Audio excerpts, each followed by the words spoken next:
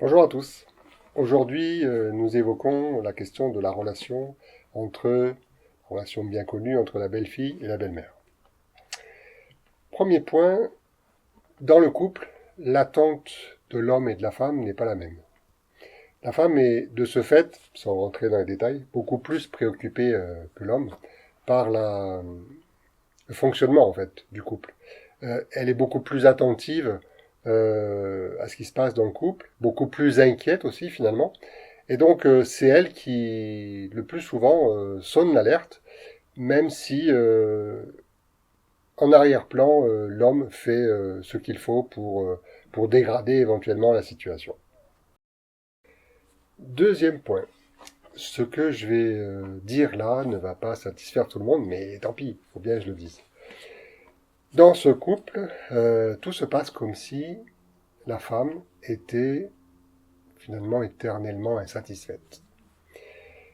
Cela vient de son enfance, notamment du stade oral, donc de 0 à 1 an, cette période-là, parce que la relation avec sa maman, à l'époque, ne pouvait pas être aussi satisfaisante que celle de cette même maman avec son fils, par exemple.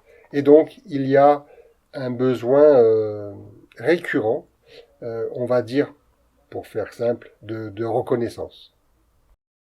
Compte tenu de tout ça,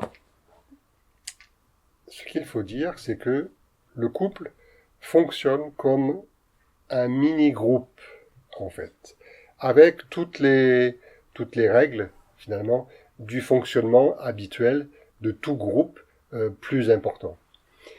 Et notamment, il y a une règle, c'est que dans un groupe, il y a toujours, à un moment ou un autre, la désignation de ce qu'on appelle un bouc émissaire. Ce qui complique les choses quand le groupe est un couple, c'est que il n'y a que par définition deux membres de ce groupe, et que si l'on désigne un de ces deux membres comme bouc émissaire, le couple disparaît. Donc c'est pas possible. Et donc il faut procéder d'une autre manière. Et donc on en arrive forcément aux deux conclusions suivantes. C'est que, comme on l'a dit tout à l'heure, la femme qui est préoccupée par le fonctionnement du couple va désigner ce bouc émissaire, non pas dans le couple, mais à l'extérieur du couple.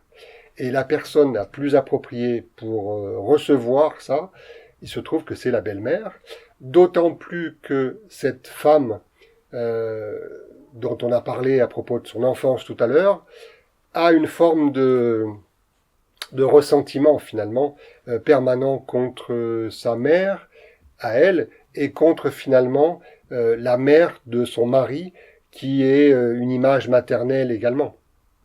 Donc pour ces deux raisons, euh, la belle-fille et la belle-mère sont, j'allais dire toujours, non, je vais être gentil, sont souvent en conflit.